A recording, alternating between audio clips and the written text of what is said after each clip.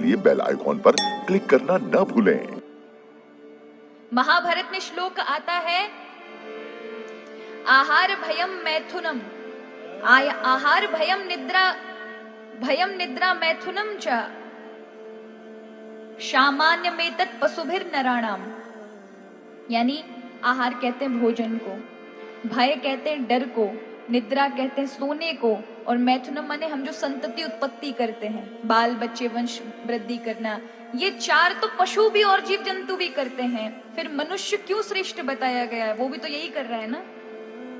उसके 4 पैर हैं, आपके 2 पैर हैं। अगर आप भी उनकी तरह इन कार्यों में लगे हुए, इससे ऊपर उठकर नहीं सोच रहे, तो वो 4 पैर वाले पशु हैं, आप 2 पैर वाले पशु हैं। क्योंकि सामान्य में तत् पशुभिर नराणाम, अगर ये चारों कार्य सामान्य रूप से आप कर रहे हैं तो आप भी पशु की तरह हैं। एक बार स्वामी विवेकानंद जी कहीं जा रहे थे, क्योंकि स्वामी विवेकानंद जी ही पहले ऐसे महान पुरुष थे जो विदेशों की धरती पर सनातन धर्म का परचम लहरा रहे थे।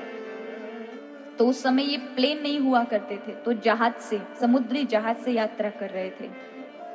उसी जहाज पर एक नौजवान, भारतीय नौजवान यात्रा कर रहा था। सूट बूट पहन करके वो विदेश पढ़ने जा रहा था, बड़ा अभिमान में। और कहते हैं उस समय राजघराने के लोग ही विदेश पढ़ने जाते थे, या कोई पैसे वाले लोग अपने बच्चों को विदेश पढ़ने भेजते थे।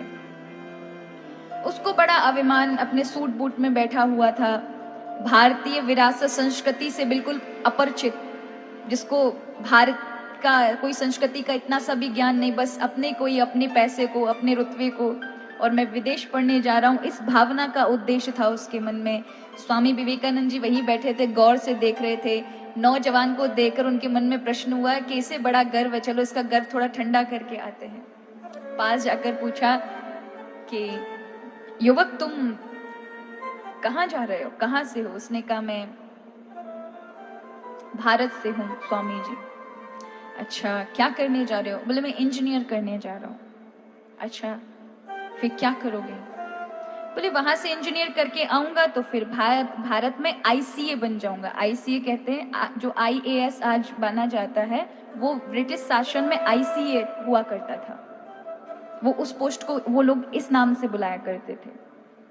तो उसने कहा, अच्छा फिर क्या करोगे? बोले, एक अच्छी, महाराज स्वामी जी मेरे पास तो बड़ी प्लानिंग है। बोले, सारी प्लानिंग बता दो अपनी, क्या करोगे? बोले, जब हम वहां आकर के आईसीए बन जाएंगे तो एक अच्छे लड़की से हमारा विवाह हो जाएगा। बोले, फिर क्या होगा? फिर बाल बच्चे होंगे। फिर क्या करोगे?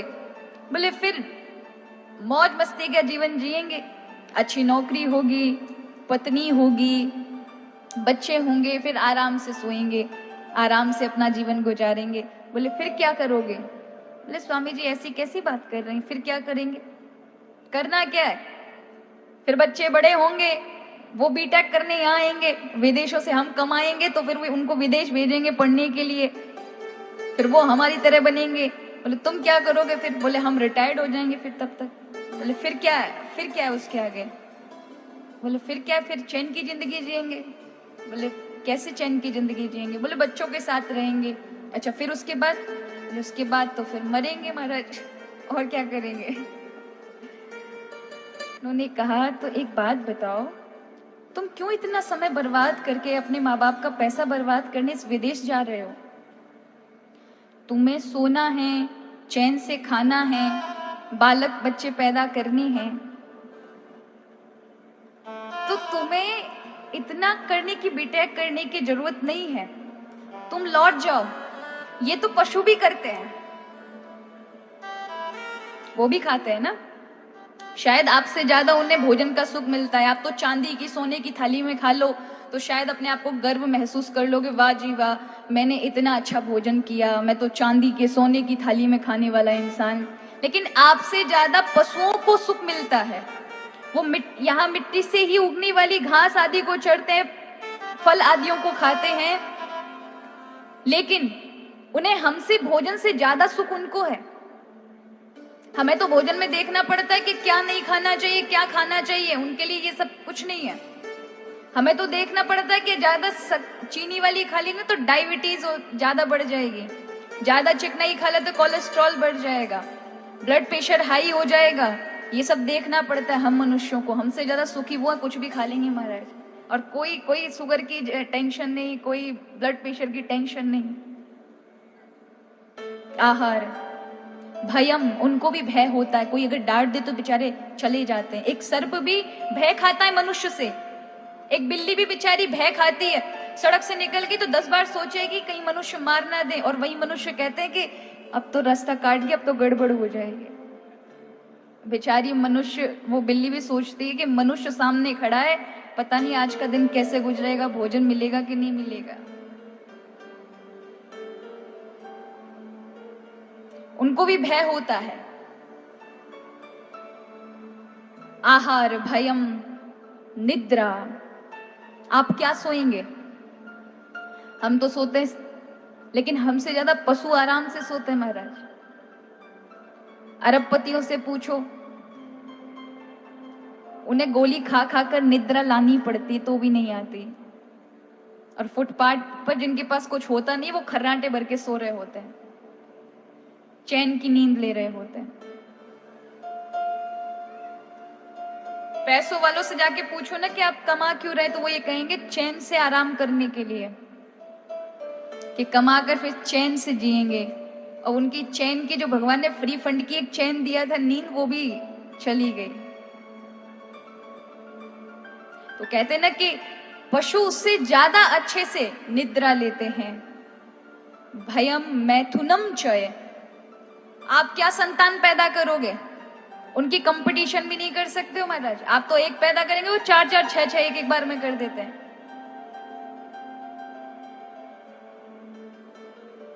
इसमें कोई शर्माने की बात नहीं है, ये बिल्कुल सत्य है। आप अगर आपको ये संतति उत्पन्न करने के लिए जन्म मिला है तो पशु तो आपसे आगे हैं, कई आगे हैं। आप एक बार में एक बालक देंगे या एक बालक को उत्पन्न करेंगे, वो 6-6 4-4 कर देंगे। इसके लिए जन्म नहीं मिला था। आप क्या अपनी रक्षा धन से कर सकते हैं? घर बना लेंगे, धन अर्जित कर लेंगे, थोड़ी सम्मान प्रतिष्ठा प्राप्त कर लेंगे अपनी रक्षा के लिए। ये पशु भी करते हैं, वो भी घोंसले बनाते हैं, कुछ ना कुछ बनाएंगे अपने रहने के लिए स्थान, अपनी रक्षा के लिए पंजे, सींग, फण आदि, इन सब से अपनी रक्षा करेंगे। तो सामान्य मेतत पशुभिर नराणाम, देखा जाए तो हम सब बराबर ही हैं। पढ़ लिख करके या कुछ बन जाओ तो वो लग्जरी लाइफ हो जाती है ना, लेकिन है तो वो पशु वाली। वो 4 पशु वाले थोड़े वैसे जी रहे हैं, आप थोड़े मॉडर्न टाइप वाले पशु हैं, सूट बूट में जी रहे हैं, वो भी जानवरों जैसा ही जीना है।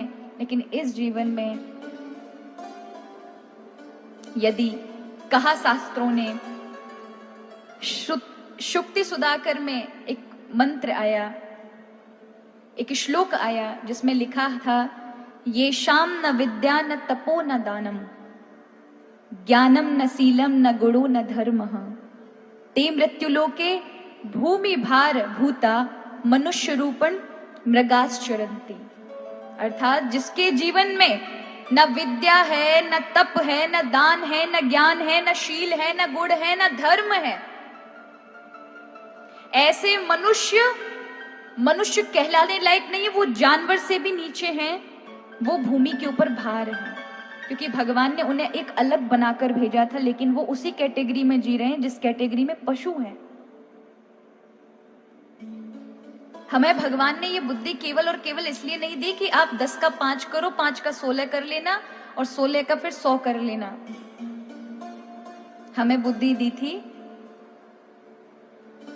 कि इसी से तुम्हें खोज करनी कि हमारे आने का उद्देश्य क्या है।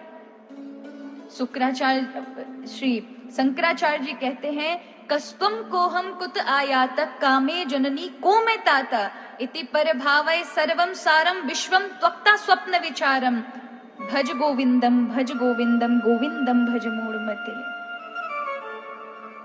हमारे शास्त्रों का प्राकट्य ही इसी से हुआ है। हम कौन हैं, क्यों आए हैं, किस लिए आए हैं, किसने भेजा है। जिसने एक दिन भी अगर इस विचार किया हो कि अंततः जिस जीवन की दौड़ में हम भागे जा रहे हैं, ये तो जीना हम न जाने कितनी बार हमने किया है। कोई ऐसा नहीं कि आप पहली बार मेरे से प्रवचन सुन रहे होंगे, न जाने कितने सारे साधु महात्माओं के सुने होंगे और कितनी बार आप पर असर हुआ होगा। इस जन्म में ही नहीं, न जाने कितने जन्मों तक आपने खूब प्रवचन सुने, खूब उनकी वाणी का आप पर असर हुआ है, लेकिन क्या होता है, असर होते ही पंडाल से जाएंगे। हाँ जी, बहुत सही बात कह रहे थे, भगवान के लिए समय निकालना चाहिए। 4 आदमी सुनकर गए मित्र, घर जाके मीटिंग करेंगे। सही कहा, वो जो बोल रहे थे ना, बिल्कुल सही कहा था। समय निकालना चाहिए, भगवान का भजन करना चाहिए, मन को भगवान में लगाना चाहिए। लेकिन सोचते हैं ये माया तो बड़ी बलवान है, ये कहाँ भजन करने देगी। अब बेचारी माया को बीच में ला दी, जिसका कोई दोष नहीं था, करना हमको था, लेकिन बेचारी माया पे दोष करके छोड़ दिया। दूसरा कहता है बिल्कुल महात्मा जी सही कह रहे थे, बिल्कुल भगवान का भजन करना ही चाहिए कि ना, भगवान कराएंगे, भगवान की इच्छा होगी तो भजन हो जाएगा। अब भगवान पे दोष लगा दिया। तीसरा उनसे भी महान निकला। तीसरा मित्र बोलता, सही कह रहे हो, महात्मा जी ने बहुत अच्छी बात बताई थी, भाग्य में होगा तो भजन हो जाएगा। उन्होंने भाग्य पे छोड़ दिया, जबकि ये किसी का दोष नहीं है, दोष हमारा है। और एक उनसे भी महान थे महाशय, वो चौथे वाले बोले, भजन तो करना चाहिए, अगर समय आएगा तो कर लेंगे। गोस्वामी तुलसीदास जी कहते हैं, सो परत्र दुख पावई सिर धुन धुन पछताई, कालई कर्मई ईश्वरई मिथ्या दोष लगाई। हमने इस जन्म में नहीं, हर एक जन्म में समय को टाला है, टाल दिया, कल करेंगे। हमेशा याद रखिएगा, जो कल करने पर समय देता है भगवान के भजन के लिए, वो कभी भगवान का भजन कर नहीं सकता। क्योंकि जिसने अपने वर्तमान में ही भगवत भजन कुछ अच्छे कार्य नहीं किए होंगे, वो कभी भविष्य में नहीं कर पाएगा।